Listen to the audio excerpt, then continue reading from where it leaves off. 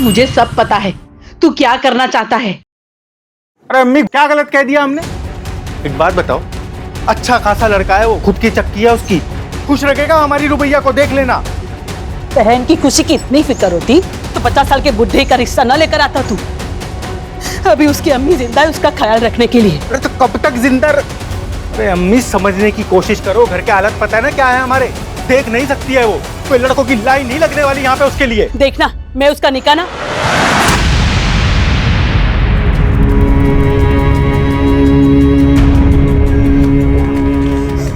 भाईजान, आप बिल्कुल चिंता ना करें।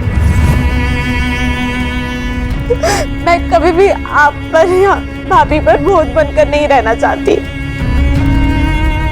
रुबैया, तू तो मेरी जान है, बोझ थोड़ी ना। ऐसे जबरदस्ती निकाह नहीं करवाऊंगी मैं।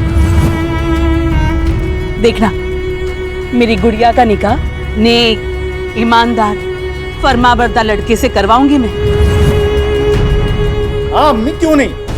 एक लड़की जो देख नहीं सकती, जो हूर की परी है, उसके लिए करोड़ों की गाड़ी में आएगा ना लड़का निकाह पढ़ने के लिए। अम्मी, ये ख्वाब है तुम्हारा, ख्वाब ही रहने दो। वो ना अल्लाह देखेगा, तू अपना काम कर। आ बेटा आ।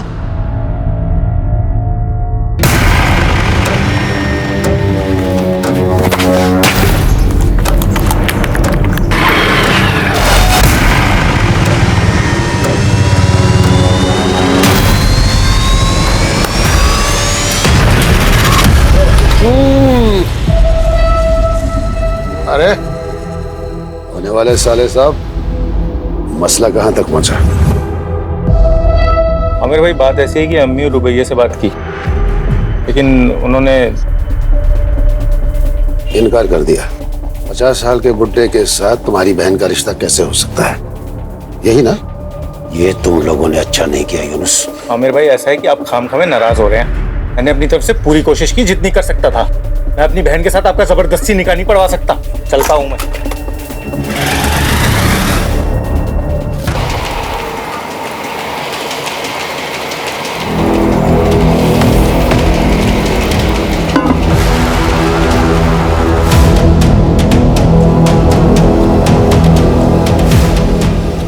अरे हमसे क्या शर्माना,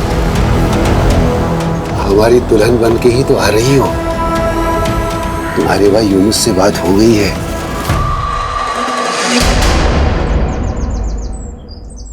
गुलरेज, कितना सुनना पड़ा हमको तुम्हारी वजह से, पता है? तो ऐसा काम करता ही क्यों है कि सुनना पड़े। गुलरेज, आ गई बुढ़िया। ए गुलरेज। अरे खानम, आओ आओ। सलाम वालेकुम। वालेकुम अस्सलाम, आओ बैठो।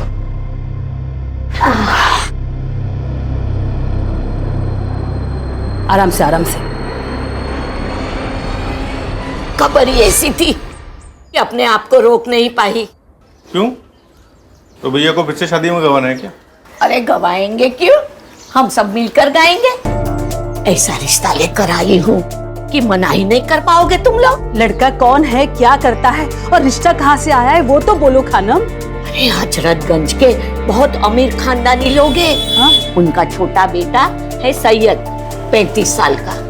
पिछले साल उसकी बीवी का इंतकाल हो गया किसी बीमारी की वजह से। खैर बड़ी मुश्किल से वो फिर से शादी के लिए माना है, और मैंने अपनी रुबैया के बारे में सब बता दिया है कि बचपन में एक हादसे में उसकी आंखें चली गई है। उन्हें कोई एतराज तो नहीं है ना कि रुबैया देख नहीं सकती? ना ना मेरी जान, उन लोगों को कोई इतराज नहीं है। रुबैया बेटा, अल्लाह ने मेरी सुन ली।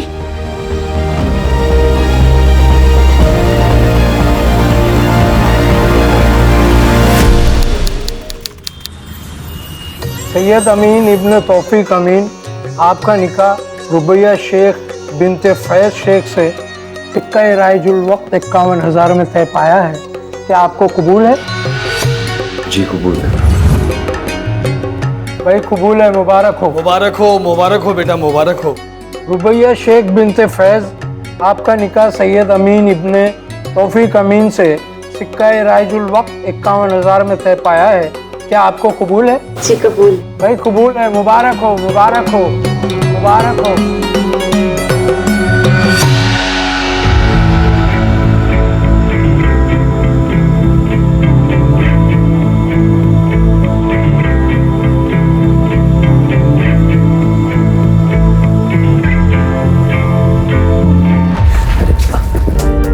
क्या कर रही हो? अभी टकराती। वो मैं इस कमरे की चीजों को पहचानने की कोशिश कर रही हूँ ताकि आगे जाके ठोकर ना लगे। आओ बैठो।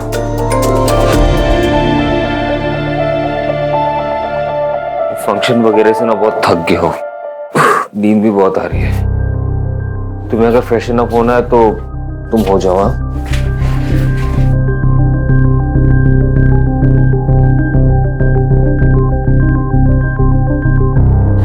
आपसे एक बात पूछूं? आपको सच में कोई एतराज तो नहीं है ना कि मुझे दिखाई नहीं देता?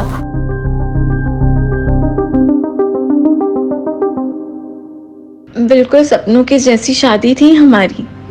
यकीन ही नहीं होता था कि ख्वाब है या हकीकत। बस सब कुछ हकीकत ही था। रुबैया, तुम शादी में बहुत खूबसूरत लग रही थी। हमीदा अम्मी हमें बहुत प्यार करती हैं। उन्होंने कभी इस बात का एहसास ही नहीं होने दिया कि हम देख नहीं सकते कि हम लाचार हैं। शाजिया भाभी जो दुलार हमें देती थी, वैसा तो कभी हमें अपनी सगी भाभी से भी नहीं मिला। अब्बू और जमील भाईजान वैसे तो हमसे ज्यादा बात नहीं करते,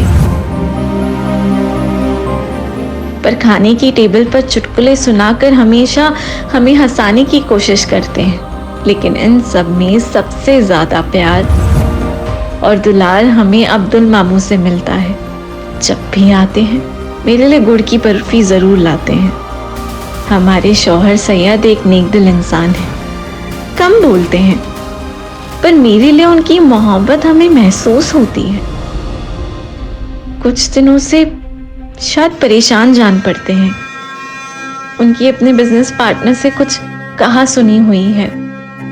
अल्लाह से बस यही दुआ है कि सब ठीक हो जाए। सैयद, सैयद कहाँ छिपकर बैठा भाड़ा? अरे क्या हुआ? हाँ? ये क्या तरीका है? तू मुझे मेरा तरीका मत समझा। एक मिनट केतन, केतन बेटा तुम घर में हो, इतना क्यों गुस्सा हो रहे हो? क्या बात? ये सब आप अपने बेटे से पूछिए।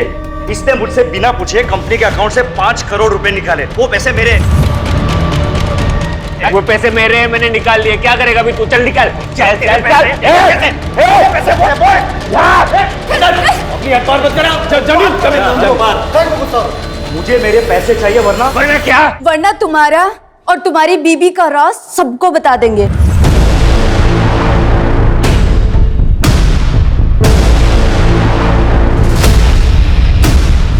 कौन सा सच और क्या बोल रही हैं ये?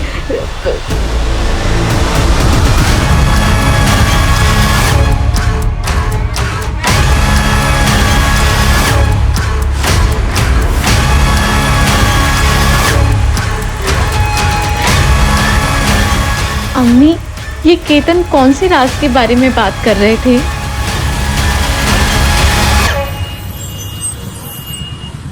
हाँ मित्र। अच्छा वहां भी नहीं है। अच्छा एक काम करना अमित, अगर सैयद तुम्हारे यहाँ आता है या तुम्हारी बात होती है उससे तो तुम फौरन हमें बताना। हाँ अब्बू, अमित के यहाँ भी नहीं है। ऐसे कहाँ जा सकते हैं? केतन से ना झगड़ा होने के बाद से उनका मूड बहुत खराब था। अम्मी, अम्मी मुझे तो बहुत डर लग रहा है। अरे डर क्यों रही है? सैयद मुड़ी है, वो वापिस आ जाएगा।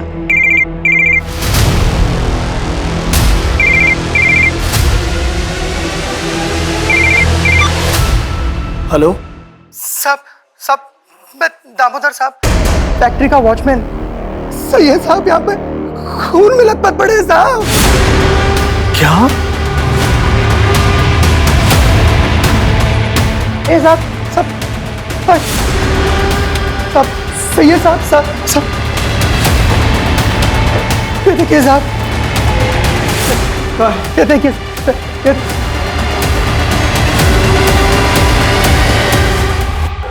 मेरा बाल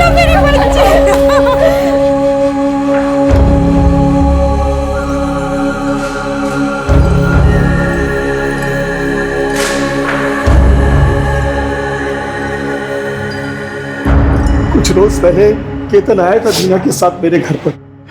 उसने सैयद को धमकी दी थी कि अगर सैयद ने उसके पैसे वापस नहीं किए तो पता नहीं सैयद का कौन सा राज खोल देगा वो। मुझे मेरे पैसे चाहिए वरना क्या? वरना तुम्हारा और तुम्हारी बीबी का राज सबको बता देंगे। किस राज की बात कर रहा था, हमें कुछ समझ ही नहीं आया।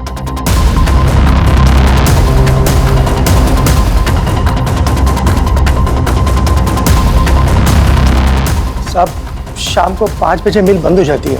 मिल का ज्यादातर काम केतन साहब ही संभालते हैं। सैयद साहब तो कभी कभी आते हैं। किसी को कुछ नहीं पता। बॉडी को पोस्टमार्टम के लिए भेजो और फैमिली मेंबर्स को इन्फॉर्म करो जब तक का इंक्वायरी पूरी नहीं हो जाती ये फैक्ट्री बंद रहेगी। और ये केतन और दीना उन्हें पुलिस थाने लेकर आओ। बाकी फैमिली मेंबर से तुम बात करो। यस। कॉल रिकॉर्ड्स चेक किए हैं आप लोगों के?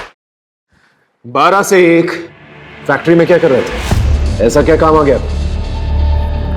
सैयद से कौन से राज फाश होने की बात कर रहे थे तुम लोग? मुझे मेरे पैसे चाहिए वरना क्या? वरना तुम्हारा और तुम्हारी बीबी का राज सबको बता देंगे। मुझे नहीं पता कि वो किस राज के बारे में बात कर रहे थे। मैं तो खुद सुन के हैरान थी। सच सच बताओ, सैयद को क्यों मारा? सर हमने सैयद को नहीं मारा। हाँ हम दोनों फैक्ट्री गए थे, कुछ काम था, लेकिन सर हम डर गए थे क्योंकि सैयद के साथ सुबह ही हमारा झगड़ा हुआ था। तो लोगों को यही लगता कि हम दोनों ने ही कुछ किया है, इसके लिए हमने किसी को कुछ भी नहीं बताया। राज की बात? सर कोई राज नहीं, वो तो ऐसे ही हमने उसे डराने के लिए कहा था। पर मैंने उसे किसी से बात करते हुए सुना था कि ये बात मेरे परिवार वालों को नहीं पता चलनी चाहिए। देखो, ये बात मैं अपने घर वालों को नहीं बता सकता। आप मैं समझ रहा हूँ, लेकिन तुम मेरी बात तो समझो ना। पर वो बात क्या है वो हमें नहीं पता।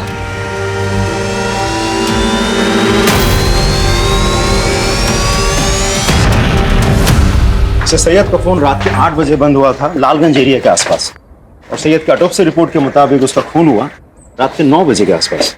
लेकिन सर केतन और दीना तो रात के 12 बजे आए थे फैक्ट्री में। सर ऐसा भी तो हो सकता है मारा कहीं और हो और बॉडी डंप करने यहाँ फैक्ट्री में आए हो। इतनी बड़ी बेवकूफी वो नहीं कर सकते क्योंकि वो जानते हैं अगर बॉडी मिल में मिलेगी तो सबसे पहले पूछताछ होनी चाहिए। लेकिन सर मुझे ये समझ में नहीं आ रहा है कि सैयद के बारे में केतन ऐसा क्या जानता है जो हमसे शेयर नहीं करना चाह रहा। एक काम करो उनके पास, रुबैया से जाके दोबारा पूछताछ करो, हो सकता है कोई इन्फॉर्मेशन निकले। Okay sir. अम्मी, अम्मी कहाँ है आप? अब्दुल मामा, शाजिया भाभी, हमें आपको कुछ बताना है, आप यकीन नहीं करेंगे। क्या हुआ रुबैया? जल्दी आए। क्या हुआ बेटा? अम्मी, सैयद जिंदा है। वो कल रात मुझसे मिलने आए थे। ऐसी बातें करके क्यों हमारा दिल जलाना चाहती हो रुबैया?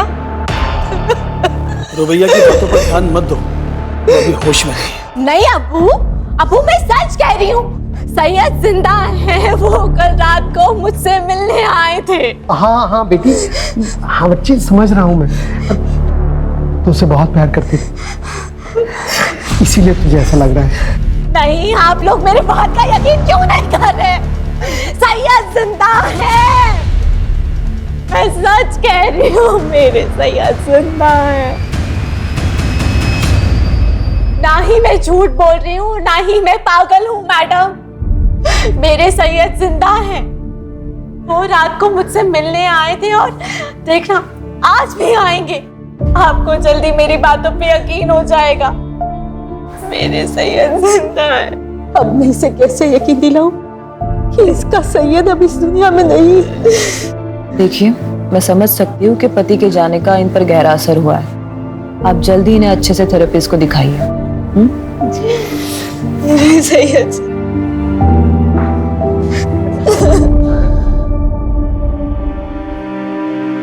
क्यों कोई मेरा यकीन नहीं कर रहा है कि अब जिंदा है सैयद? कहीं ये मेरी कोई गलतफहमी तो नहीं? नहीं, मैंने महसूस किया है आपको। मुझे सबको साबित करना ही होगा कि आप जिंदा हैं।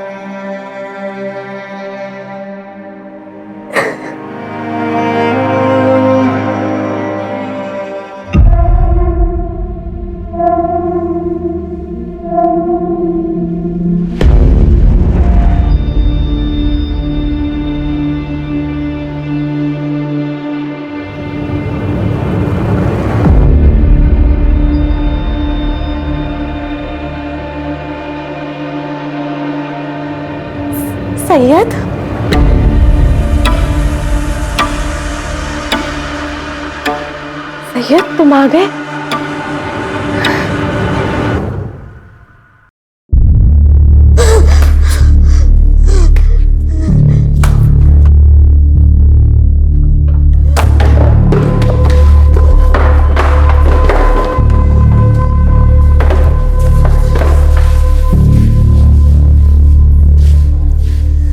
अम्मी समझा करो, हमको घर बेचना ही पड़ेगा। नहीं बेचेंगे ना तो खाने के भी लाले पड़ जाएंगे। दुकान बंद हो गई है तो दूसरा काम कब मिलेगा उसका कुछ पता नहीं है। रुबैया का फोन है। हाँ रुबैया, बोल मेरी बच्ची, तू ठीक है ना? अम्मी, मैं आप लोगों के यहाँ पे थोड़े दिन हरदोई रहना आना चाहती हूँ। यूनुस भाई को कहिए ना कि मुझे लेने आएंगे। हम नहीं जाएंगे, लखनऊ से वापस आने में पूरा दिन चला जाता है हमारा। कोई बात नहीं, मैं खुद ही आ जाऊंगी। आप उस यूनुस भाई को कहिए ना कि मुझे बस स्टॉप पे लेने आ जाए। मैं 10 बजे की बस पे बैठ के ना 12:30 बजे तक पहुंच जाऊंगी। हाँ बेटा, लेने आ जाएगा। हाँ तू आजा बेटा, चले जाना। ऐसे अचानक जाना है तुम्हें? क्या हुआ? सब ठीक तो है ना? हाँ सब ठीक है, बस मुझे मेरी अम्मी की याद आ रही है। मैं समझ सकती हूँ, अब्दुल मामू अभी आने ही वाले होंगे, वो तुम्हें छोड़ देंगे। नहीं नहीं, आप टेंशन ना लें। मैंने भाभी से कहकर कैब बुक करा दी है। मैं खुद ही चली जाऊंगी, खुद ही चली जाऊंगी।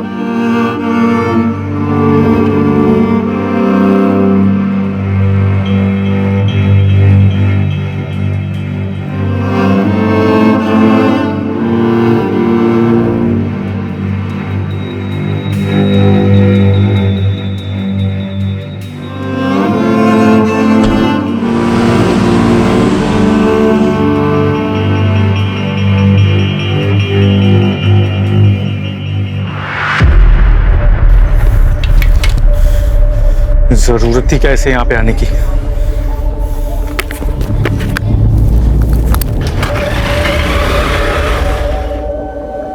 आ जाओ हरदोई हरदोई हरदोई, चलो चलो चलो जल्दी जल्दी जल्दी।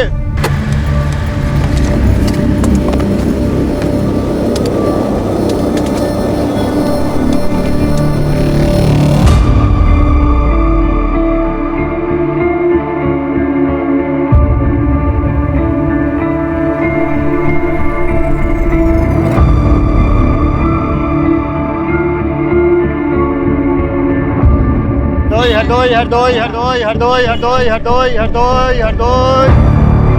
कहाँ जाएंगे मैम? ये बस हरदोई जाएगी। हाँ जी हाँ जी हाँ जी, आइए आइए।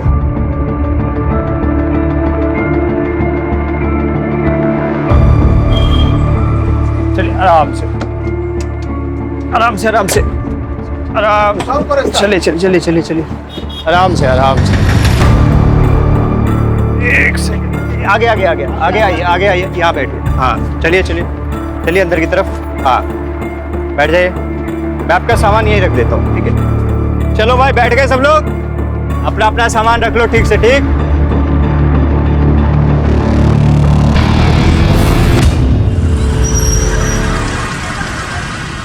हाँ हाँ, आदाब गुलरेज बहन। रुबैया पहुंची क्या? हम लोग बहुत देर से कोशिश कर रहे हैं, उसका फोन बंद आ रहा है। मैंने यूनुस को भेजा है बस स्टॉप पे लेने के लिए, लेकिन उसे भी काफी वक्त हो गया है। हो सकता है बस छूट गई हो, दूसरी बस में हो। अल्लाह करे ऐसा ही हो। आए तो फोन करवा देना। जी जरूर। अम्मी, हमें रुबैया को अकेला भेजना ही नहीं चाहिए था। अम्मी हाँ। अरे हम तो कब से बस स्टॉप पे खड़े होकर रुबैया को ढूंढ रहे हैं घंटों से, वो कहीं मिली नहीं। ना वो 10 बजे वाली बस में थी, ना वो 2 बजे वाली बस में। अम्मी हमको लग रहा है रुबैया हरदोई पहुंची नहीं है।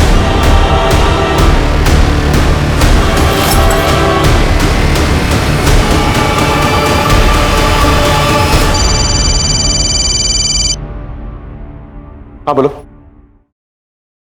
क्या?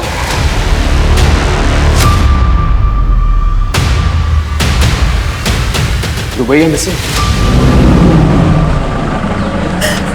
कहाँ चली गई मेरी बच्ची? पता नहीं क्यों उसे यकीन था कि सैयद जिंदा है और वो उसे रात में मिलने आता है। मुझे लगता है कि शायद इसीलिए मेरे पास आना चाहती थी, ताकि उसके ससुराल वाले को ये ना लगे कि उसकी दिमागी हालत ठीक नहीं है। कभी उसे ये सब नहीं कहा। अच्छा एक बात बताइए, सैयद और रुबैया के आपसी रिश्ते कैसे थे? मेरा मतलब है उन दोनों में सब कुछ ठीक ठाक चल रहा था? सर, दोनों के बीच के रिश्ते बड़े अजीब थे। सैयद रुबैया से हमेशा एक दूरी बनाए रखता था, कभी बात भी नहीं करता था उससे। पर रुबैया हमेशा कहती थी कि कमरे में वो बड़े प्यार से रहता है। सर, मुझे ये बात बड़ी अजीब लगती थी।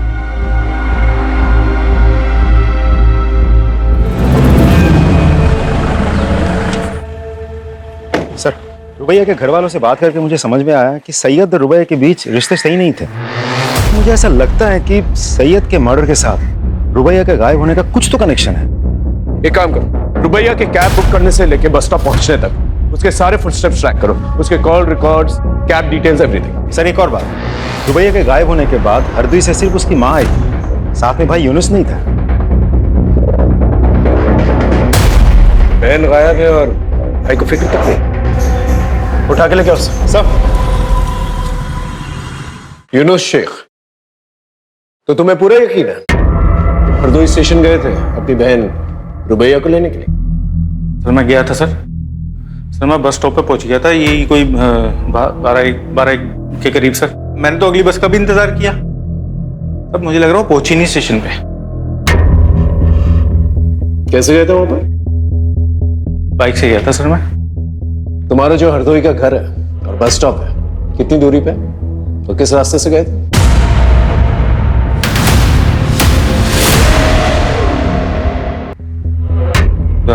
दूरी तो सर यही कोई 10 किलोमीटर की दूरी पे है सर। और फिर आता है, सबसे पहले राउदी चौक आता है और फिर उसके बाद एक बड़ी सी बाजार आती है सर, उसके बाद बस स्टॉप। नहीं सर, उससे पहले ही एक बड़ा सा आम का बाग भी आता है, उसके बाद आता है 2 किलोमीटर की दूरी पे है बस स्टॉप। ठीक है, जाओ, लेकिन जब भी बुलाएंगे वापस आना। आ जाऊंगा सर। अंकिता, रुबैया के घर से लेके बस स्टॉप तक जितने भी होटल्स, मोटल्स, ढाबे हैं वहां पर जाकर पता करो और रुबैया के सारे डिटेल्स जो है आसपास के पुलिस स्टेशन भेजो। रुबैया का फोन 8 बजे से एक्टिव था, पता करो किस किस से बात की इसने। और ये रुबैया का भाई यूनुस सितंबर 15 को 10 से 4 के बीच में इसने किस किस से बात की, किस किस के साथ मैसेजेस एक्सचेंज किए, पता करो सब।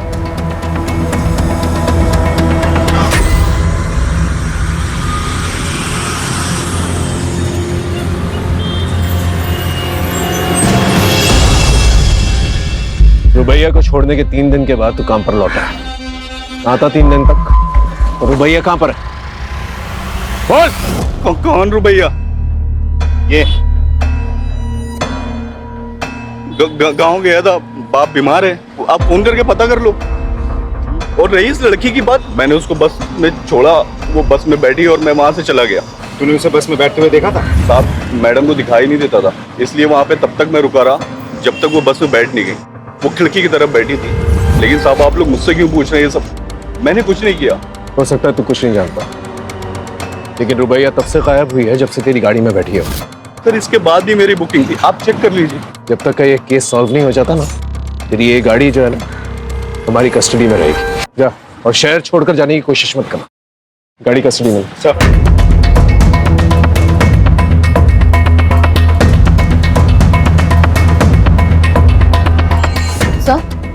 सर हमने लोकल पुलिस स्टेशन से पूछताछ की, लेकिन रुबैया अमीन ने किसी भी होटल में चेक इन नहीं किया है सर हमने सीसीटीवी फुटेज भी चेक किया और यहाँ तक मॉर्ग जाकर उसके कदकाठी के डेड बॉडीज भी चेक की सर, लेकिन रुबैया का कहीं कुछ पता नहीं चला। तो आखिर ये रुबैया हरदोई बस स्टॉप से गई कहाँ? तुम्हें पूरा यकीन है ये वही लड़की है जो तुम्हारी बस में बैठी थी? हाँ साहब, उस दिन यही लड़की बस में बैठी थी। लेकिन हमारी इंफॉर्मेशन के मुताबिक तो वो हरदोई पहुंची ही नहीं थी। तुम्हें पक्का याद है? हाँ साहब, मुझे पूरा याद है साहब। वैसे आम पैसेंजरों का तो ध्यान नहीं रहता, लेकिन ये कुछ देख नहीं पाती थी। बल्कि साहब इसका सामान भी मैंने ही रखा था और इसे बिठाया भी मैंने ही था। अच्छा, तो तुम्हारी बस हरदोई पहुंची तो इस लड़की को उतरते हुए देखा था? साहब इतना तो याद नहीं है मुझे, लेकिन हाँ साहब, हरदोई से पहले जब बस चाय पानी के लिए रुकी थी तो मैंने इसको उतरते हुए जरूर देखा था साहब। चलो भाई, जिसको चाय वाय नाश्ता पानी करना है कर लो, बस सिर्फ 10 मिनट के लिए रुकेगी।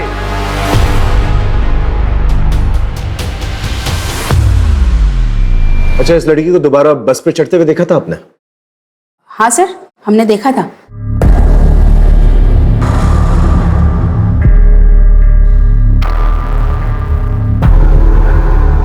श्योर? श्योर। ठीक है, आप जा सकते। इसका मतलब रुबैया हरदोई पहुंची, लेकिन अपने घर तक नहीं पहुंची। घर नहीं पहुंची मतलब रुबैया का भाई यूनुस नहीं तो कुछ? कोई है? प्लीज खोलो, प्लीज, मुझे बाहर आना है, प्लीज खोलो, खोलो,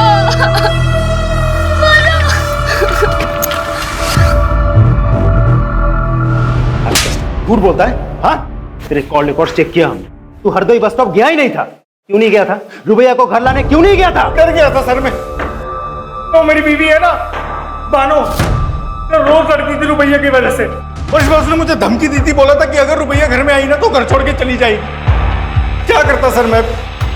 नहीं गया। मेरे फोन का इंतजार करो, दूसरे को भी ठिकाने लगाना है। ठीक है लाला।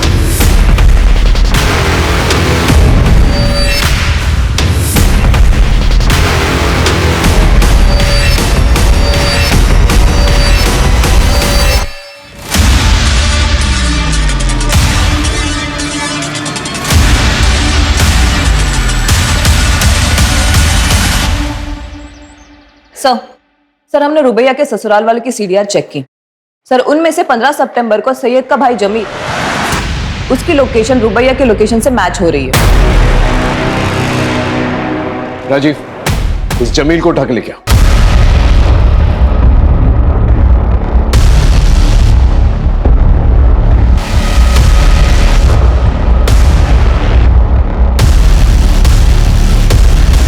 सर, जमील का एक्सीडेंट हो गया, उस पे किसी ने गाड़ी चढ़ा दी है। क्या? जमील, हमने तुम्हारे बैंक स्टेटमेंट्स चेक किए। तुमने बहुत सारे ट्रांजैक्शंस जो हैं बबल क्लब्स में किए। पहले हमें यह लगा कि शायद तुम हॉलिडे मनाने के लिए अपनी बीवी के साथ इस क्लब में जाते, लेकिन जब हमने क्लब में फोन किया तो पता चला तुम वहां अपनी बीवी के साथ नहीं बल्कि सैयद के साथ वहां जाते थे। तो चल क्या रहा था तुम्हारा और सैयद? हाँ, देख सच बता दे। एक ही फैमिली के 3 मेंबर्स के साथ हादसा हुआ है, कोई भी झूठ बहुत भारी पड़ेगा तुझे। सर मैं बाइसेक्सुअल और सैयद गे था। हम दोनों एक दूसरे को डेट कर रहे थे और वो ये रिलेशनशिप को कंटिन्यू नहीं कर सकता। सर वो क्लब में अकेले जाने लगा, लोगों से मिलने लगा, उन्हें डेट करने लगा। सर उसने मुझे पैसे भी देना बंद कर दिया। रोज ऑफिस में हमारे झगड़े होने लगे और हमारे डिफरेंसेस लोगों के सामने आने लगे। और ये सब देखकर मेरी पत्नी दीना वो मुझसे सवाल करने लगी थी, इसीलिए उसके लिए मैंने जानबूझकर सैयद को धमकाया। लेकिन एक बात समझ में नहीं आई, सैयद की बीवी रुबैया, वो उसके साथ 1 साल तक खुश कैसे थी और 1 साल तक सैयद का सच उसे कैसे नहीं पता चला? सर मुझे कुछ नहीं पता, लेकिन हाँ बुशरा सर, बुशरा सैयद की पहली पत्नी थी और वो उससे बिल्कुल भी खुश नहीं थी। वो उसे डिवोर्स देना चाहती थी, लेकिन वो बोटिंग एक्सीडेंट में मारी गई। राजीव, इस बुशरा के बारे में पता कर और बुशरा बोटिंग एक्सीडेंट के बारे में पता कर। जी सर।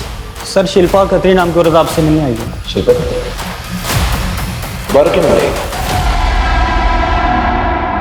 यस मिस खत्री, बोली।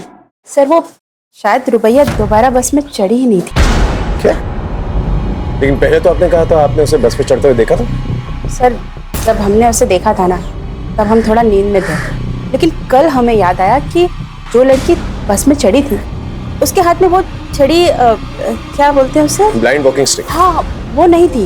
मिसेस खत्री, वो चाय की दुकान याद है जहां पर बस रुकी थी? हाँ सर, देखा था इस लड़की को यहाँ, उधर बैठी थी सर। हाँ मैडम, क्या लेंगी, चाय या ठंडा? भैया 1 कप चाय दे दीजिए। ठीक।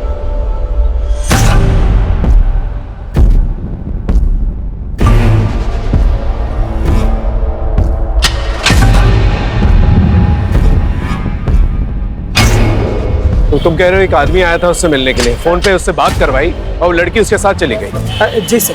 उस आदमी की शक्ल याद है? नहीं सर, शक्ल तो नहीं याद है, लेकिन हाँ सर उसकी काली काली दाढ़ी थी और यही बैठा हुआ था सर। और उधर दूर में एक ब्लू कलर की बहुत बड़ी गाड़ी थी सर। ये आदमी लड़की को गाड़ी में लेकर गया, उसमें 2 लोग बैठे हुए थे और गाड़ी चली गई सर। ठीक है, थैंक यू। सर रुबैया जिसके भी साथ गई है अपने भरोसे से गई है। नहीं, उसने उस पर भरोसा नहीं किया जिसके साथ गई, उसने उस पर भरोसा किया जिससे उसने फोन पर बात की। वो हरदोई अपनी अम्मी के घर पहुंचना चाहती थी, अपनी अम्मी को शायद कुछ बताना चाहती थी, लेकिन वो हरदोई पहुंच नहीं पाई। 15 सितंबर को जो ब्लू गाड़ी के बारे में बता रहा था, ये टोल प्लाजा जाके उसके बारे में पता करो। ये सच है अंकल, सैयद को लड़कियों में कोई दिलचस्पी नहीं थी और ये बात सैयद की पहली पत्नी बुशरा को भी पता था। झूठ है ये सब। बुशरा सैयद के बच्चे की मां बनने वाली थी। रुबैया और सैयद दोनों बहुत खुश थे और आप कह रहे हैं कि उसे औरतों में कोई कुछ भी कहेगा आप उसका विश्वास कर लेंगे। अरे वो हमारे घर का बच्चा था। इस बूढ़े ने 2 जवान बेटे खोए हैं साहब। ऐसे वक्त में तो इस घर में इस तरह की बेहुदा बातें मत कीजिए आप। और कोई है जो हम सबको एक एक करके मारना चाहता है, उसे जाकर ढूंढिए आप। पता नहीं हमारी बच्ची रुबैया किस हाल में है, पता नहीं वो जिंदा है भी कि नहीं। फिरोजपुर के टोल प्लाजा का सीसीटीवी फुटेज आ गया और फ्रंट सीट पर बैठे 2 आदमियों का चेहरा दिख रहा है। कौन है ये लोग? गगन और बब्बन सर। सर ये दोनों हिस्ट्री शीटर्स हैं और फिरोजपुर के ब्रोथल से भी इनका कनेक्शन है। उस गाड़ी के बारे में पता चला? किसके नाम पे रजिस्टर्ड है? जी सर, जमील। जमील अम्मी? Yes sir. सर वही रुबैया को लेकर गया था और इसके पहले कि हम उससे कुछ पूछ पाते उसका मर्डर हो गया सर। विक्टिम की मौत गला काटने से हुई है। बॉडी को 48 आवर्स हो चुका है और इसके साथ एक और जो लड़की की बॉडी आई थी जो बच गई, लेकिन दुख इस बात का ज्यादा है कि विक्टिम प्रेग्नेंट थी। Pregnant? She was 2 months pregnant. लेकिन ये कैसे हो सकता है? इसके पति को मरे हुए तो 3 महीने हो चुके हैं। सैयद जिंदा है, वो कल रात को मुझसे मिलने आए थे। सर क्या हो रहा था इसके साथ उस घर में? कहीं इस बच्चे का बाप जमील तो नहीं? कहीं वो रुबैया के अंधेपन का फायदा तो नहीं उठा रहा था? हाँ बोलो। सर जमील के आदमी बब्बन और गगन का पता चल गया है। उन दोनों की लोकेशन गवर्नमेंट हॉस्पिटल की है, जहां आयशा का इलाज चल रहा है।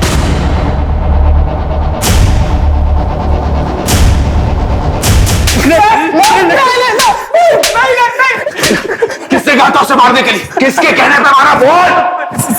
सर हम तो दल्ले सर, कोटे पे लड़कियों का सौदा करते। ऐसा वहां से भाग गई थी, बहुत साड़ी बनती थी सर। बोल।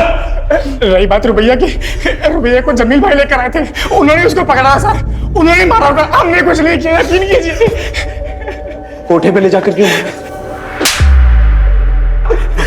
कोटा किसका है? कोठा किसका है? बोल। कोटा जमील भाई और लाला का है। लाला कौन? कौन लाला? कौन लाला? बोल। लाला यानी अब्दुल मामू का।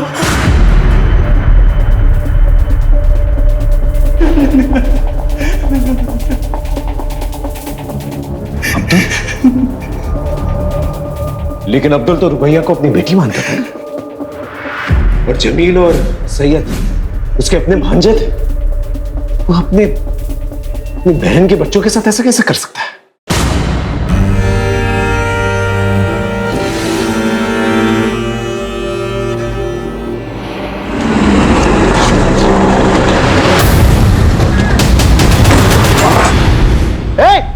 गर्दन पर गोली लगी है, हॉस्पिटल लेके जाओ। सर लेकिन अब्दुल ये सब करेगा ही क्यों? और इन सब में जमील कैसे फंस गया? सर, क्या चल रहा है मुझे कुछ समझ में नहीं आ रहा है। अजीब पहेली है। सैयद की पहली बीवी बुशरा, वो भी प्रेग्नेंट थी ना सर, और उसकी मौत बोटिंग एक्सीडेंट में हुई थी। सबका जवाब हमें इस हार में मिलेगा। सर सन 2020 में भी भूषण अमीन ने अपने पति और ससुर के खिलाफ रिपोर्ट लगाई थी। ये देखिए रिपोर्ट। सैयद के खिलाफ तो कंप्लेन समझ में आती है, लेकिन तौफीक अमीन के खिलाफ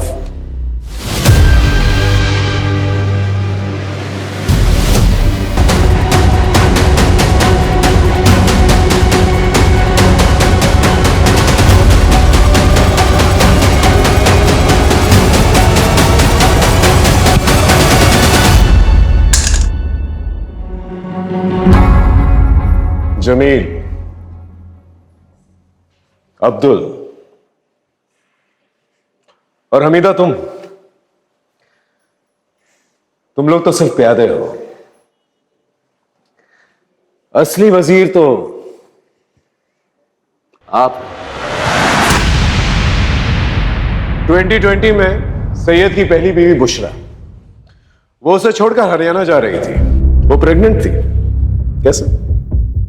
मैं नहीं चाहता था कि हमारे परिवार की सच्चाई बाहर वालों को पता चले। हमारे अपने खून, हमारे अपने छोटे बेटे सैयद को लड़कियों में कोई दिलचस्पी नहीं है।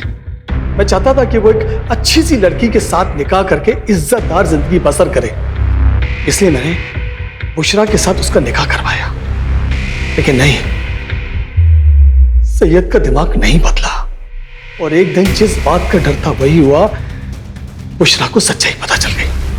उसने ठान लिया कि दुनिया को वो सच्चाई बता देगी। मैं कैसे होने देता ये सब? अबू मुझे मेरे भाई से बात करनी है। मैं घर चली जाऊंगी। अबू खुदा के लिए मुझे यहाँ से जाने दीजिए, ताकि तू हमारे खानदान का नाम बदनाम कर सके। पर मैं तेरा वो हाल करूंगा कि तुम यहाँ से जाने लायक नहीं रहेगी।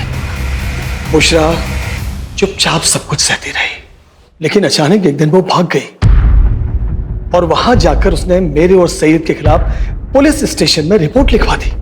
इसलिए बुशरा को तो रास्ते से हटाना ही था। उसके बाद हम दोनों ने जैसे तैसे सैयद को दूसरे निकाह के लिए मनाया। रुबैया हमारे परिवार के लिए एकदम सही थी। वो देख नहीं सकती थी। सैयद रात को घर में होता नहीं था। हम सैयद का इत्र लगाकर रुबैया के कमरे में जाता था। रुबैया को कोई शक नहीं होता था। वो सिर्फ इतना पूछती थी, सैयद तुम आ गए? अपने परिवार को आगे बढ़ाने के लिए जो भी सही था वो मैंने किया। लेकिन अपने बेटे सैयद को क्यों मारा? एक दिन उसके दिमाग में भी फितूर चढ़ गया। आपको ये बात समझ में क्यों नहीं आती कि मुझे लड़कियां नहीं लड़के पसंद है? और इसमें कोई गलत बात नहीं है। देखो, आप उस लड़की के साथ जो करना चाहते हो आप करो। उससे निकाह करनी है, उसके साथ सोना है, उसके साथ घूमने फिरना जाना है, जो करना है करो। लेकिन मुझे अपनी सच्चाई के साथ जीना है और मैं अपनी सच्चाई सबको बता के रहूंगा। सिंपल है। और मैंने अब्दुल से सैयद को मरवा दिया। लेकिन एक दिन रुबैया को भी मेरी सच्चाई का पता चल गया।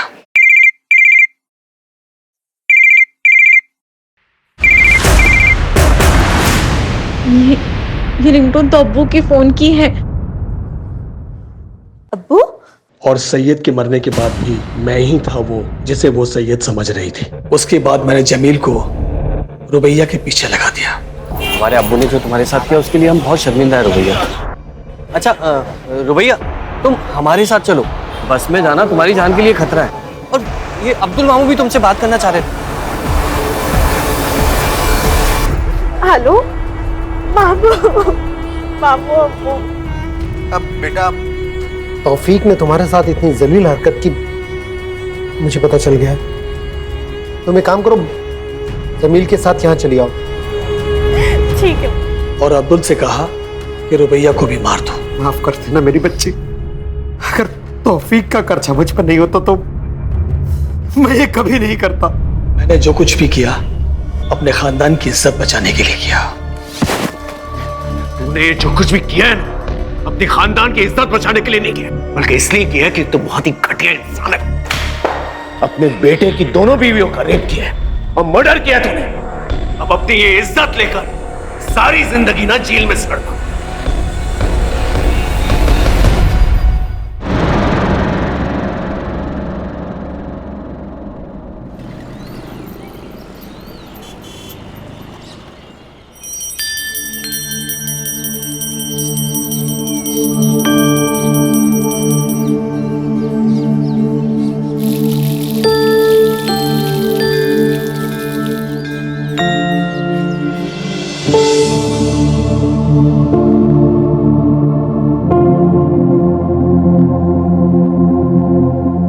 ये लो।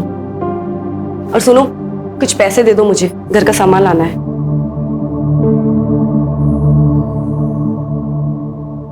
बिल्कुल, घर का सामान लाना है, अंडे या ब्रेड नहीं लाने। देखो नीता, तुमने मुझसे पैसे मांगे ये नहीं बताया कितने चाहिए। बैंक का कैशियर हूं मैं, मालिक नहीं हूं।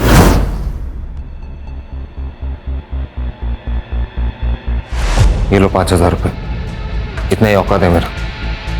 और हाँ, ये हमेशा गुस्सा करके ताना मार के मुझसे बात करने की जरूरत नहीं है। पति हूं मैं तुम्हारा।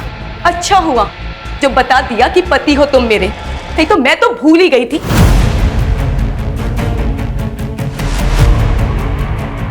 नीता, ये सुबह क्या सुबह सुबह? हाँ, झगड़ा करती हूँ मैं, बात का बतंगड़ बनाती हूँ मैं, लेकिन जो सब कुछ सहन कर रही हूँ ना, वो तुम्हें नहीं दिखाई देता। तुम्हारी माँ से लेके तुम्हारी बुआ तक के सबके ताने सुनती हूँ मैं।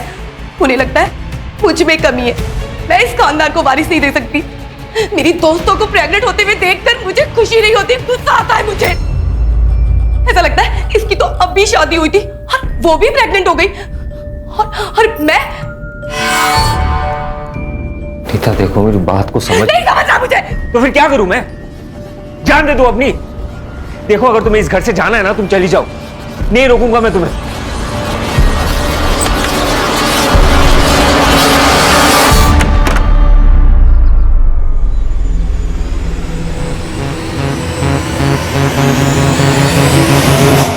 x is equal to 6.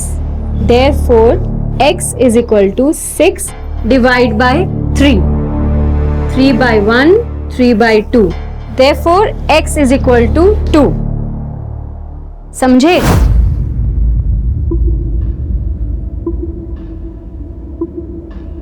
Yes ma'am. Manali, तुम तो इंटेलिजेंट हो, इसकी बत्ती जली कि नहीं? हाँ मैम, समझ आ गया। गुड। मैम, मुझे लेट हो रहा है, मैं जाऊँ? लेकिन कल होमवर्क करके आओगे। ठीक है मैम। चल मनाली। नहीं, मुझे मैम से कुछ बात करनी है। क्या बात करनी है? कोई डाउट है तो मुझे बताओ, मैं भी रुक जाता हूँ, मेरे भी क्लियर हो जाएंगे। मैं तुझे बाद में नोट दे दूंगी, तू जा।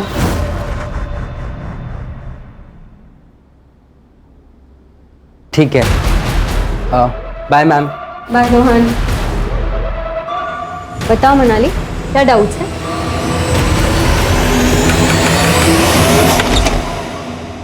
वरुण, तुम यहाँ? और मुझे प्रेगनेंसी के किसके लिए चाहिए?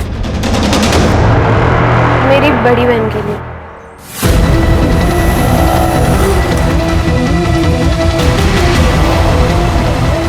प्रतीक, प्रतीक, वो तेरी कजन है ना मनाली? हाँ। अरे वो रो रही यार, कुछ तो लफड़ा है। मनाली, क्या हुआ? रो क्यों रही है तू? दादा वो। क्या हुआ, बोल। नहीं। मनाली, मनाली।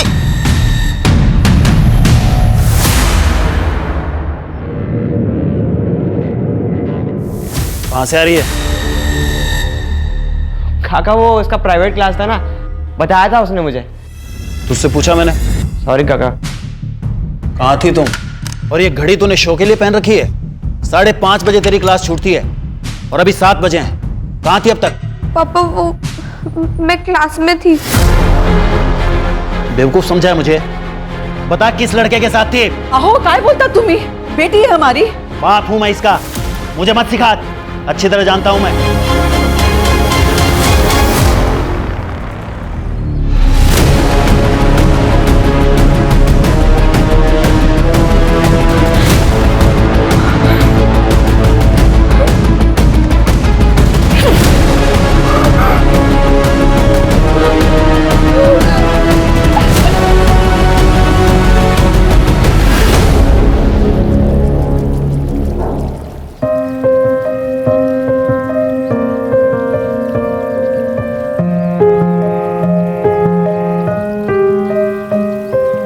थैंक्स रुकुल, इस सरप्राइज के लिए।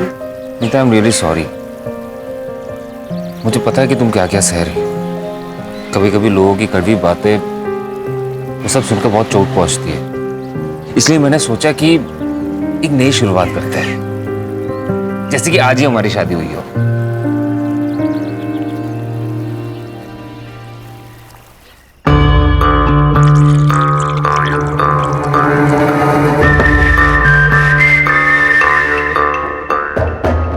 इधर आओ। ये क्या नुकुल, ये क्या कर रहे हो? ये लो। नकुल, तुम्हें पता है ना मैं ड्रिंक नहीं करती। पता है, लेकिन वो तुम्हारा कल था, ये हमारा फ्यूचर है। Cheers. Cheers.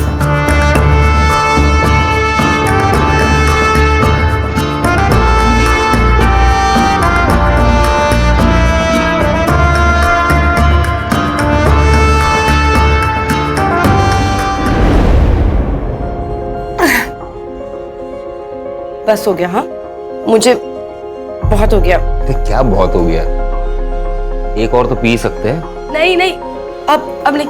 नकुल, नकुल, मैं कह रही हूँ ना, नहीं अब नहीं। नकुल, एक बात बोलूं, मुझे ना अब प्यार करने का बहुत मन कर रहा है। चलो ना। इधर आओ, आओ, बैठो। मैं अभी आया। अभी कहाँ जा रहे हो? रिसेप्शन में जाना है, 2 मिनट का काम है। ठीक है।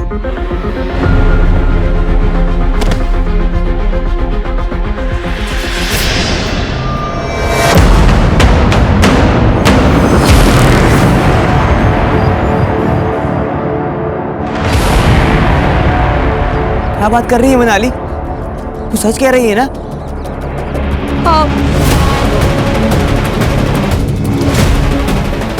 एक काम कर, तू घर जा और किसी को कुछ बताने की जरूरत नहीं है, मैं सब मैनेज कर लूंगा।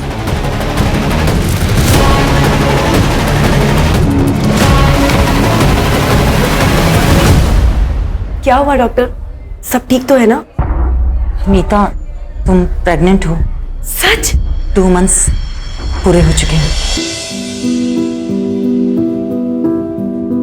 Thank you so much doctor, आप भगवान बन के आए हमारे लिए।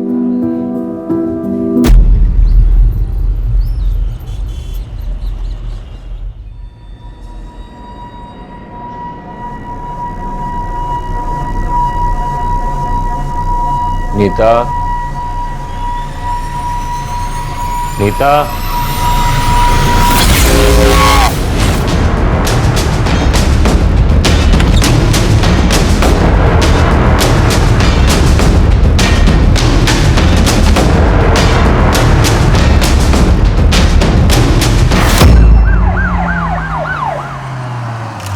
गला घोट के मारा है सर। 8 से 10 घंटे हो गए होंगे बॉडी को। सेक्सुअल असॉल्ट लग नहीं रहा सर। ये कान की ज्वेलरी खींच के निकाली है। मोबाइल फोन भी मिला था सर। सर पहले हम लोग नासिक रहते थे, फिर मेरा प्रमोशन हो गया तो बैंक वालों ने मुझे पनवेल शिफ्ट कर दिया। पिछले 2 साल से हम लोग यहीं पे। नकुल, तुमने बताया कि सुबह जब तुम उठे तब तुमने नीता की बॉडी देखी। नीता यहाँ बाहर हॉल में क्यों सो रही थी? दरअसल कल रात को एक छोटी सी बात को लेकर हम दोनों के बीच में अनबन हो गई थी। नीता गुस्से में आके बाहर सो गई, मैं अंदर सो गया था। तो तुम्हारे घर में मौजूद होते हुए इतना बड़ा हादसा हो गया, तुम्हें कुछ भी पता नहीं चला? दरअसल कल रात को मैंने कुछ ज्यादा ही पी लिया था सर। झूठ बोल रहा है। घर में फोर्स्ड एंट्री के कोई निशान नहीं और नीता रात को दरवाजा बंद करके सोई थी। फिर ऐसे में कोई आदमी घर के अंदर घुसा कैसे? सर हो सकता है कि नीता कातिल को जानती हो और शायद इसी वजह से उसने अंदर घुसने दिया। सीसीटीवी? सर इस पूरी सोसाइटी में कहीं भी सीसीटीवी नहीं है। जो घर में आया था घर से गया भी है। ये बाहर वाली सड़क पे कहीं ना कहीं तो सीसीटीवी होगा, जरा चेक करो। और सोसाइटी में नीता और नकुल के बारे में पूछताछ करो। ये नकुल पूरी बात नहीं बता रहा है। साहब मेरी नाइट ड्यूटी होती है, कल पूरी रात तो मैं जाग रहा था और कोई भी अनजान आदमी इस गेट के अंदर नहीं आया। बहुत परेशान थी वो सर। वो काफी सालों से बच्चे के लिए ट्राई कर रही थी। नीता बहुत ही चिड़चिड़ी हो गई थी और उन दोनों में काफी झगड़े हुआ करते थे। अगर इतनी प्रॉब्लम है तो हम लोग अलग हो जाते हैं ना। क्यों अलग हो जाते हैं? मार दो ना मुझे। मेरी बकबक से इतनी ही परेशानी है तो तुम्हें कर लो दूसरी शादी, ले आओ किसी को, पर वो मेरी जैसी बांझ ना हो। यही कहती है ना तुम्हारी माँ। अरे बस! मैं पक्का तो नहीं कह सकती, पर शायद नीता को सोनाली के बारे में सब पता लग गया था। कौन सोनाली? ट्यूशन टीचर है। वो नीता के पति नकुल था ना, आना जाना रहता था उसके घर में। वैसे भी बेचारी डिवोर्सी है, तो उसे किसी का सहारा मिल गया। जैसा नवरा वैसी बायको। म्हणजे वरुण नाम का आदमी इधर रहता था, जो अभी नहीं रहता है। लेकिन वरुण का और नीता का कुछ संबंध था। वो वरुण के बीवी ने देख लिया और दोनों का झगड़ा हो गया। चले जाओ यहाँ से, वरना मैं चिल्ला चिल्ला के लोगों को बुलाऊंगी। निकलो यहाँ से, निकलो। पर अगर इतनी आग थी ना मेरे पति के लिए तो शादी कर लेती। सीमा, मेरी जिंदगी क्यों बर्बाद की तूने? सीमा, ऐसा कुछ भी नहीं है जैसा तुम समझ रहे हो। देखो लोग सुन लेंगे, धीरे बोलो। सुन लेंगे। आज ना मैं तेरी आग बुझाती हूँ। चल सीमा, चल मेरे साथ। बात सुनो सीमा। आपके सोसाइटी में ऐसे घटिया बेशर्म लोग रहते हैं। सीमा, मुझे वरुण से कुछ भी लेना देना नहीं है। वो खुद जबरदस्ती मेरे पास आया था बात करने। तू तो बड़ी सती सावित्री है ना। सर, नकुल का अफेयर चल रहा था ट्यूशन टीचर सोनाली के साथ। और सर वरुण और नीता का भी अफेयर था शादी से पहले। इसका मतलब है कि नीता से छुटकारा पाने के लिए नकुल और सोनाली ने मिलकर उसे मारा है, और या वरुण की बीवी सीमा ने गुस्से में आके नीता का कांटा निकाला है। सर मुझे लगता है शायद वरुण भी हो सकता है, क्योंकि नीता शादी के बाद वरुण को एक्सेप्ट नहीं कर रही थी। हो भी सकता है। इतना तो तय है शिरके कि जो भी घर में आया था जबरदस्ती नहीं घुसा था, उसके लिए दरवाजा खोला गया था और वॉचमैन ने किसी अनजान आदमी की मूवमेंट नहीं देखी। और अगर हम ये सोचें कि दरवाजा रात भर बंद था तो फिर नकुल हमारा प्राइम सस्पेक्ट है। आप मुझ पे शक क्यों कर रहे हैं सर? नीता मेरी बीवी थी, मैं उससे प्यार करता था। सोनाली से भी तो करता था। नहीं सर, मोहल्ले वाले के बारे में आपको पता ही है ना। दूसरों के घर पे झांकने की पुरानी आदत है उनकी। हाँ, कभी मिलते थे तो हाई हेलो हो जाता था और कुछ नहीं। इसमें ना तेरे चैट्स हैं सोनाली के साथ। Hi, hello, good morning, good night, खाना खाया क्या, ये सब तो है। उसके अलावा भी बहुत कुछ है, पढ़ के सुनो। नहीं सर, नहीं सर। सर देखिए, आई एम रियली सॉरी कि मैंने आपसे झूठ कहा, लेकिन मैं क्या करता सर? नीता मेरे से प्यार से बात करना तो दूर, मेरी तरफ देखती भी नहीं थी। उसे बच्चा चाहिए था और मैं उसे दे नहीं पा रहा था। क्यों? मेरा स्पर्म काउंट कम है इसलिए। लेकिन वो बच्चे के लिए डेस्परेट थी सर।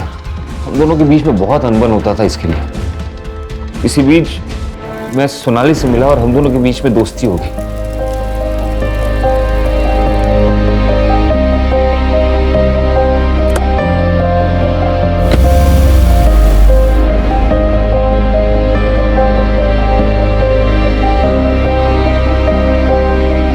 तेरी ये खुशी नीता की आंखों में चुभने लगी थी और इसलिए तुम दोनों ने मिलकर उसको रास्ते से हटा दिया। अरे नहीं सर, ये क्या बोल रहे हो आप? ऐसे कुछ है ही नहीं। बहुत सुन ली तेरी कहानियां। तू घर के अंदर था रात भर, घर का दरवाजा अंदर से बंद था। घर में खून हो जाता है, तुझे पता नहीं चलता। हाथ टका ना। अरे सर मेरी बात सुनिए, मैंने कुछ अरे सर मेरी बात तो सुनिए। अरे सर मैंने कुछ नहीं किया, आप समझ नहीं रहे। देखिए सर, मैं डिनाई नहीं करती कि मैं नकुल से प्यार करती हूँ। मुझे उसके साथ वक्त बिताना अच्छा लगता है। और हाँ, मैंने नकुल से कहा भी था कि वो अपनी बीवी नीता को छोड़कर मुझसे शादी कर ले, पर उसने मना कर दिया। तो इस बात का गुस्सा निकाला आपने नीता पर, उसे रास्ते से हटाकर। सर, जो पहले से मेरा है उससे मैं नीता से क्यों मांगू? मैं एक इंडिपेंडेंट वुमन हूँ। माँ बाप, प्रॉपर्टी और पैसा दोनों छोड़कर गए हैं और जॉब भी करती हूँ। मुझे खुश रहने के लिए किसी के सपोर्ट की जरूरत नहीं है। सर, मुझे लाइफ पार्टनर चाहिए था, क्रेडिट कार्ड नहीं। तो इसका मतलब नीता तुम दोनों के बीच में आ रही थी और तुमने नकुल के साथ मिलकर नीता का मर्डर कर दिया। मैडम, हमने किसी का मर्डर नहीं किया। और नकुल तो संत आदमी है, घर घर जाकर पूजा अर्चना करता है। वो तो ख्यालों में भी किसी का मर्डर नहीं कर सकता। दोबारा दिखाना इसके साथ तो दोनों का खून कर दूंगा मैं। नकुल एक नंबर का बहरूपिया है सर। इसका नकाब जल्दी से जल्दी उतारना पड़ेगा। बैंक में जाके बात करो, हो सकता है वहां से कुछ मिल जाए। वैसे सर वो वरुण और सीमा, वो दोनों अभी तक गायब हैं। और नीता के मोबाइल से वरुण का जो नंबर मिला था वो भी बंद है। शिरके, ये लोग पहले नासिक में रहते थे, वहां जाके पूछताछ करो, हो सकता है वहां से वरुण की कोई लीड मिल जाए। ठीक है सर। सर, नीता की पीएम रिपोर्ट आ गई है। उसकी डेथ 1 अक्टूबर को रात 12:30 से 2 बजे के बीच हुई। गला घोट के मारा गया सर। सर के पीछे इंटरनल एक गहरा घाव है। हो सकता है हस्बैंड वाइफ के बीच हाथापाई हुई हो। सर, एक और इम्पोर्टेंट बात, सर नीता 2 महीने प्रेग्नेंट थी, उसे एड्स था। ये बात हमें नकुल ने नहीं बताई। मुझे लग रहा है कि ये नकुल कुछ और ही छुपा रहा है हमसे। ये ढिंडोरा पिटने वाली बात भी तो नहीं है ना सर। एड्स हुआ था उसे। उस दिन डॉक्टर ने एड्स की और प्रेगनेंसी की न्यूज एक साथ दी थी हमें। मुझे तो ये भी नहीं पता कि उसे एड्स हुआ किससे। ये बच्चा तुम्हारा ही है। कैसे नीता? मुझे एड्स नहीं है।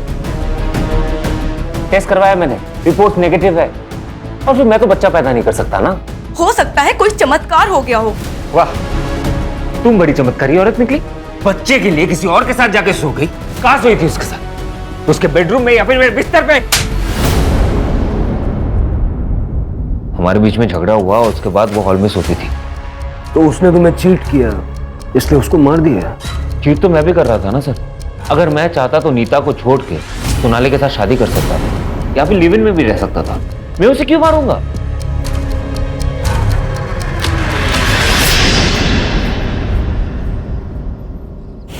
सर मैंने नकुल का सीडीआर और बैंक स्टेटमेंट चेक किए। सर सीडीआर से धीरज शर्मा का नंबर मिला है।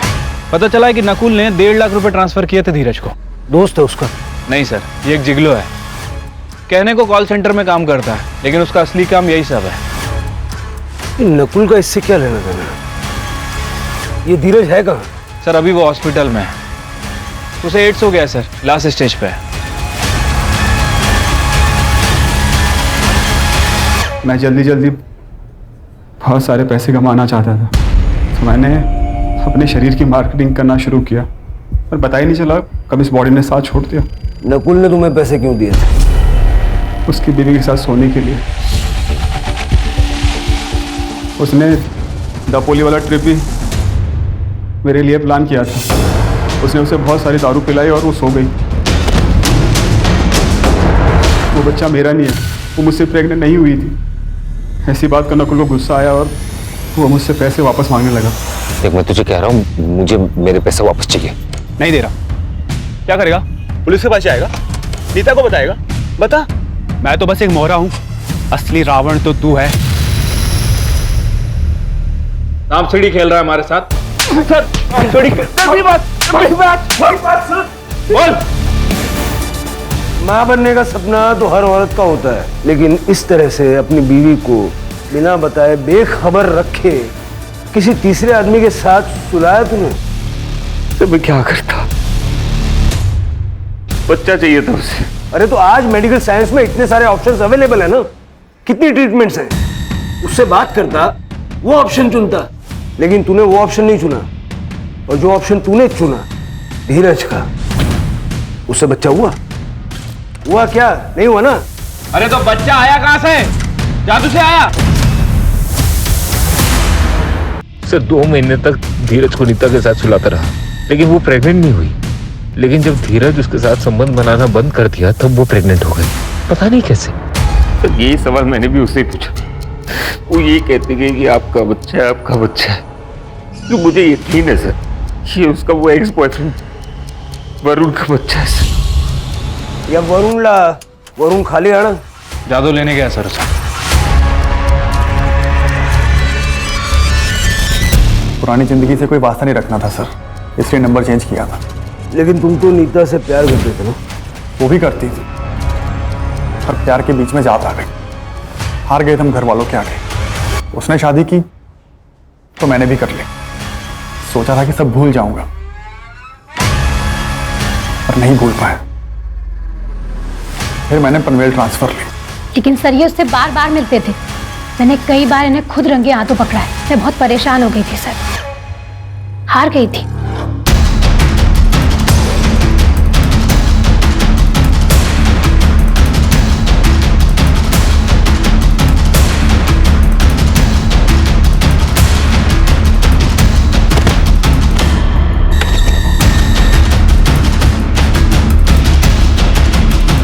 मेरी गलतियों की सजा सीमा को मिल रही थी सर, इसलिए मैंने सोचा कि मैं नीता से बात नहीं करूंगा।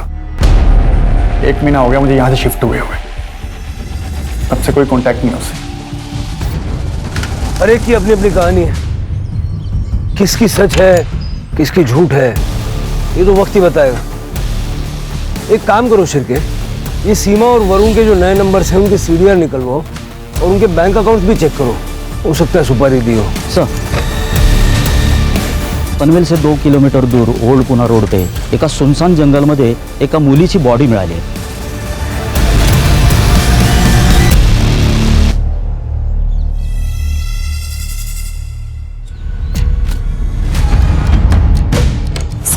सर पे गहरी चोट है, गला घोट के मारा गया. इसके कान से भी इयरिंग खींची गई है सर, नीता की तरह. सर मुझे तो दोनों केस कनेक्टेड लगते हैं, लेकिन सेक्सुअल असॉल्ट हुआ है या नहीं ये पीएम रिपोर्ट के बाद ही पता चलेगा. सर ये बैग मिला है, इसमें पैसे भी से तो कुछ है नहीं, ये आईडी कार्ड मिला है. मनाली कामले मेमोराइज लैंडमार्क, यहाँ तो नीता भी रहती थी सर.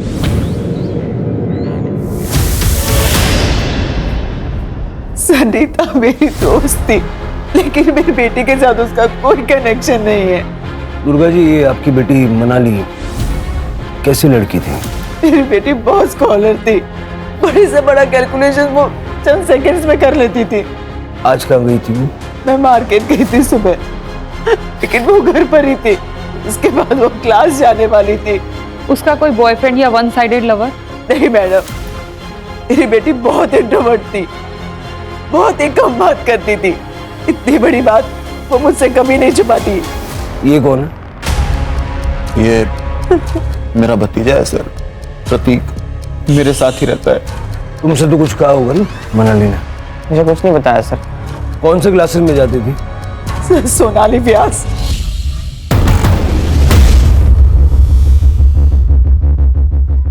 दोनों विक्टिम्स इसी सोसाइटी से. ये और नहीं है सर, दोनों ही केस में सोनाली कॉमन है सर.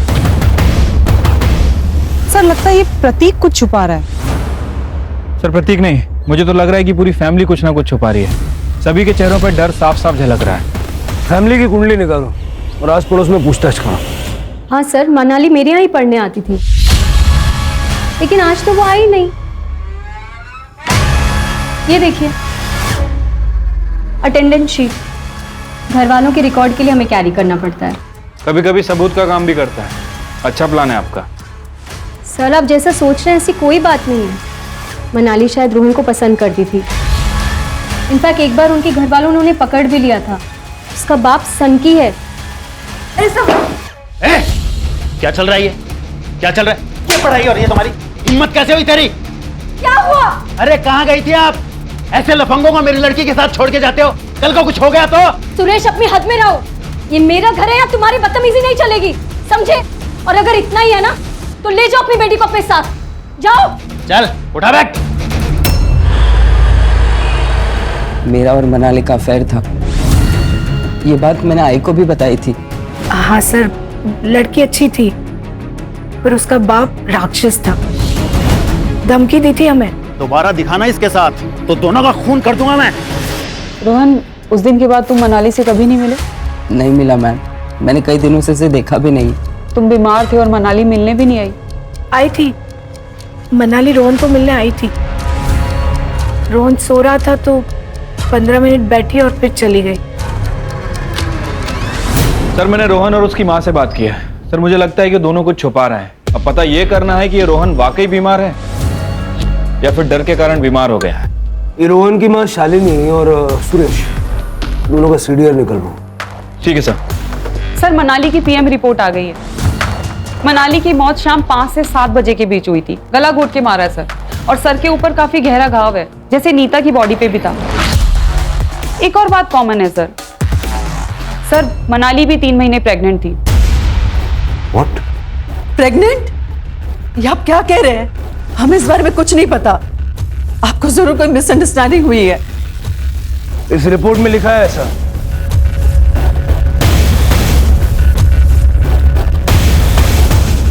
लेकिन सर ये कैसे हो सकता है?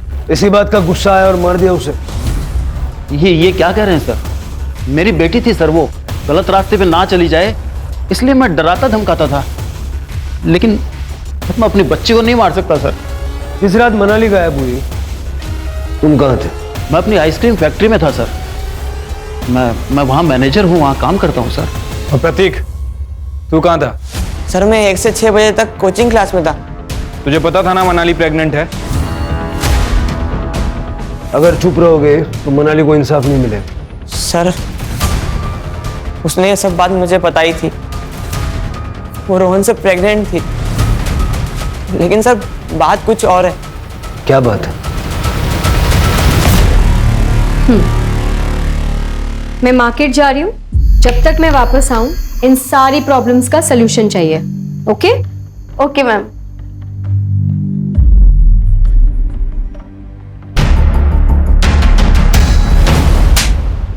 अरे तूने मुझे ये बात बताई क्यों नहीं पहले?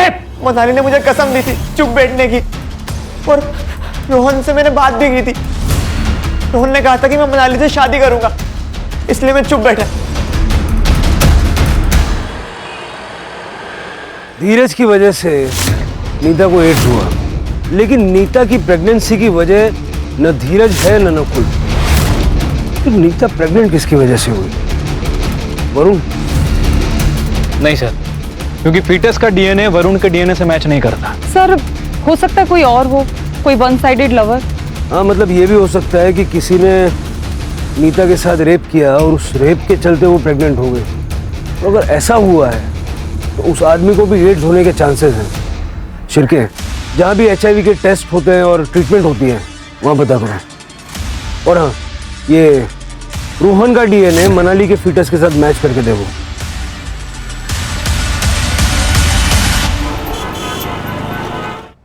सर एक शॉकिंग न्यूज है। सर मैं विमेंस केयर क्लिनिक गई थी, जहां से पता चला सोनाली व्यास 2 महीने प्रेग्नेंट है। ये बच्चा नकुल का तो नहीं हो सकता, क्योंकि उसका स्पर्म काउंट लो है। अगर ये बच्चा नकुल का नहीं है तो सोनाली ने किसके साथ? वो हॉस्पिटल में होने वाले फादर का नाम रजिस्टर्ड है? नो सर, और ये सोनाली हमें कुछ बताएगी नहीं। सर 2 मोबाइल चोर मिले हैं, उनके पास जो मोबाइल मिला है उसमें ये वीडियो मिला है।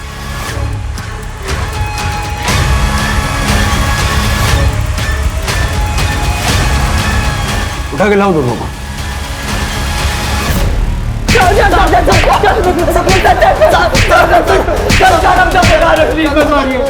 तो बता रहे सर, रेप हमने किया। प्रतीक हमारे कोचिंग का फ्रेंड है। प्रतीक के कहने पे ही हमें पता चला कि रोहन ने मनाली का रेप किया। सर वो बच्चा गिराना चाहती थी, तो हमने भी सोचा कि हम भी बहती गंगा में हाथ धो लेते हैं, किसी को कुछ पता नहीं चलेगा। सर इसलिए मैंने सजेस्ट किया था कि कर्जल जाके अबॉर्शन करेगी सर, ताकि किसी को पता भी ना चले। क्या हुआ भाव, गाड़ी क्यों रुकी? पौधों को पानी देने जा रहा हूँ, तू आ रहा है? चल रुक, मैं भी आता हूँ।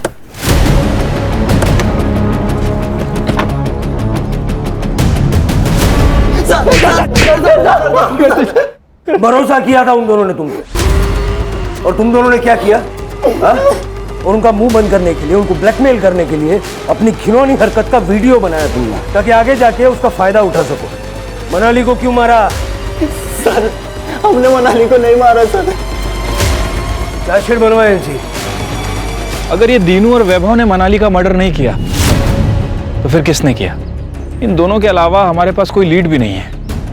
शायद तुम सही हो, ये दोनों मर्डर्स एक दूसरे से कनेक्टेड ना हो, लेकिन ये भी हो सकता है ना कि सुपारी देने वाले लोग अलग अलग हों, लेकिन सुपारी लेने वाला बंदा एक ही है, क्योंकि किलिंग पैटर्न तो सेम है।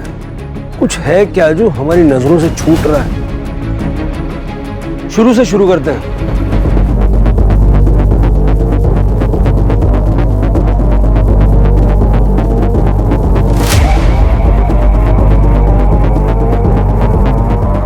शिरके, दोनों विक्टिम्स के हाथ में निशान है।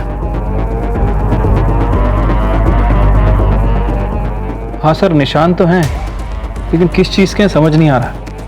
किसी चीज को उनके हाथों पे रख के जोर से दबाया गया है। यू आर राइट सर, इन दोनों का कातिल एक ही है। अब हमें यह समझना पड़ेगा कि ये निशान हमसे क्या कहना चाहते हैं।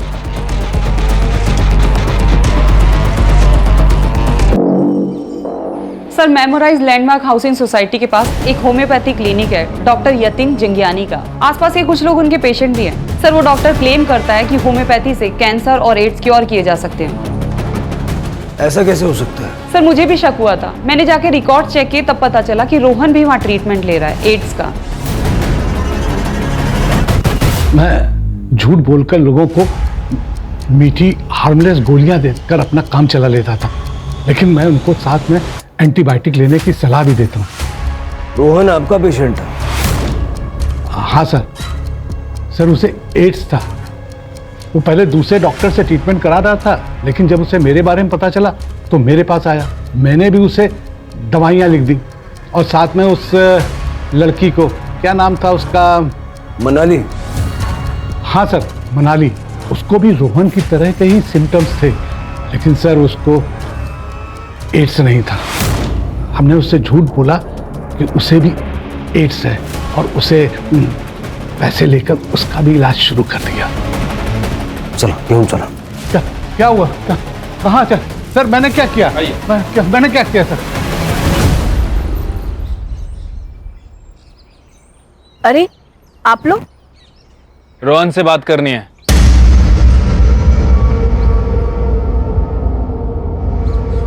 देख रोहन, हमें पता है कि तूने मनाली का रेप किया है। पहले तूने उसे शादी का प्रॉमिस किया और उसके बाद उसका मर्डर किया। हमें यह भी पता है कि तुझे एड्स है। अब ये बता कि उसका मर्डर क्यों किया? ये क्या कह रहे हैं आप? एड्स? मेरे बेटे को कुछ नहीं हुआ।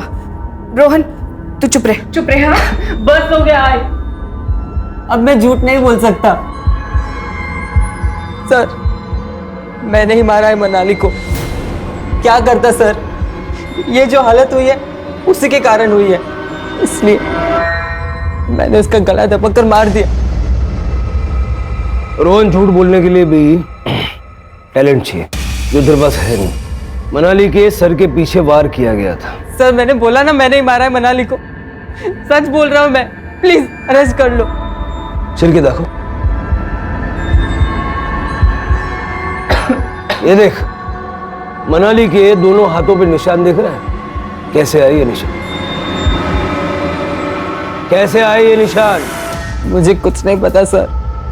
मैं बताता हूं। वहां देख, ये निशान मनाली के हाथों पे तब आए जब तुम्हारी मम्मी ने गुस्से से उसके हाथों पे अपना पैर रखा। सर ऐसा कुछ नहीं है, मैंने कहा ना मैंने ही मारा है उसे।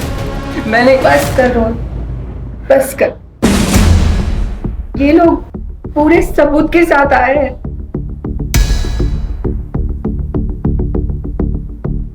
सर, रोहन के पापा गल्फ कंट्री में काम करते हैं और रोहन अकेला मेरे जीने का सहारा है। वो बहुत परेशान था। क्यों? सर मैं मनाली को बहुत प्यार करता था, लेकिन उसने कभी मुझे प्यार नहीं किया। एक दिन जब सोनाली मैम मार्केट गई थी, मनाली किसी को कुछ नहीं कहेगी, लेकिन उसने सोनाली मैम को सब बता दिया। मैम, रोहन ने मेरे साथ बहुत गलत किया मैम। मैं क्या करूं, मुझे नहीं समझ में आ रहा। जब आप उस दिन नहीं थे, उस दिन रोहन ने मेरे साथ जबरदस्ती की मैम। तुमने ये बात किसी से कही है? नहीं मैम। तो बस अभी बात किसी से मत कहना, क्योंकि अगर तुम्हारे पापा को पता चल गया ना तो वो तुम दोनों को जान से मार देंगे। जब आप उस दिन नहीं थे, उस दिन रोहन ने मेरे साथ जबरदस्ती की मैम। हर चीज की कीमत होती है रोहन, चुकानी तो पड़ेगी। जो तुमने मनाली के साथ किया, अब वो मेरे साथ करो, वरना ये रिकॉर्डिंग मैं सुरेश को दे दूंगी और वो क्या करेगा ये तो तुम जानते ही हो। So come on, be a good boy. मैं फंस गया था सर। सोनाली के पेट में बच्चा तेरा है? हाँ सर, लेकिन ये बात सोनाली मैम ने नहीं बताई मुझे। फिर? तो मैं जो बोल रहा हूँ ना उसे चुपचाप कर। क्या करना होगा भैया?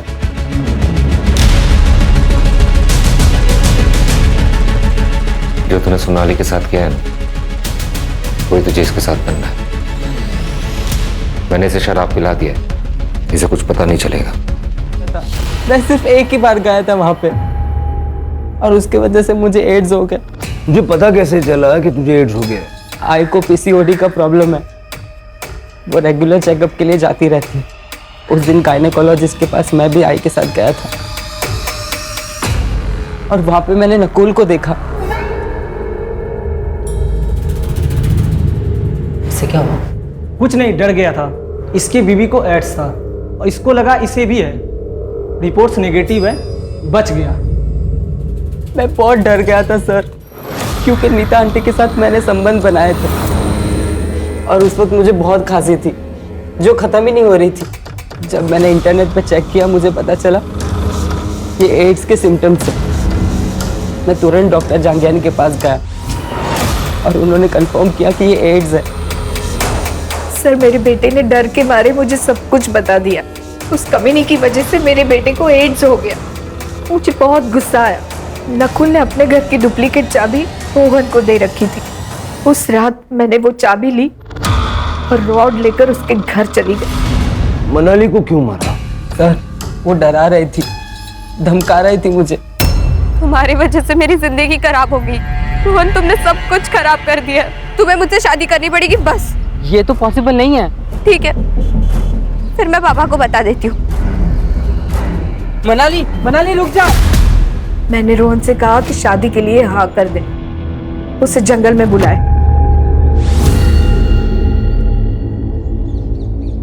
आप, मेरा बेटा इस दर्द से गुजर रहा है, मैं उन दोनों को कैसे छोड़ती? छोटी से छोटी बीमारी में भी हम लोग दूसरे डॉक्टर से सेकंड ओपिनियन लेते हैं। अगर आपने वो किया होता तो ये सब नहीं होता। मतलब रोहन को एड्स है ही नहीं, वायरल फीवर है।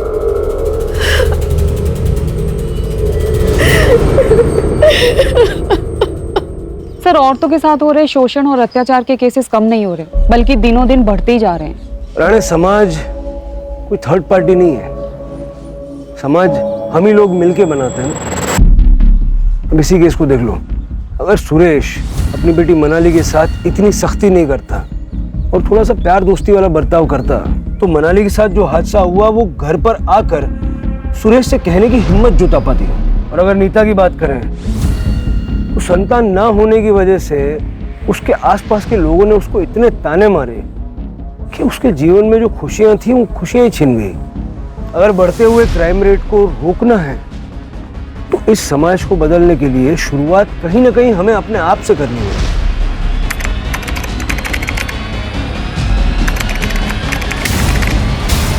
क्राइम पेट्रोल्स के और भी दिलचस्प कहानी देखने के लिए हमारे चैनल को सब्सक्राइब करें और बेल आइकॉन दबाना न भूलें।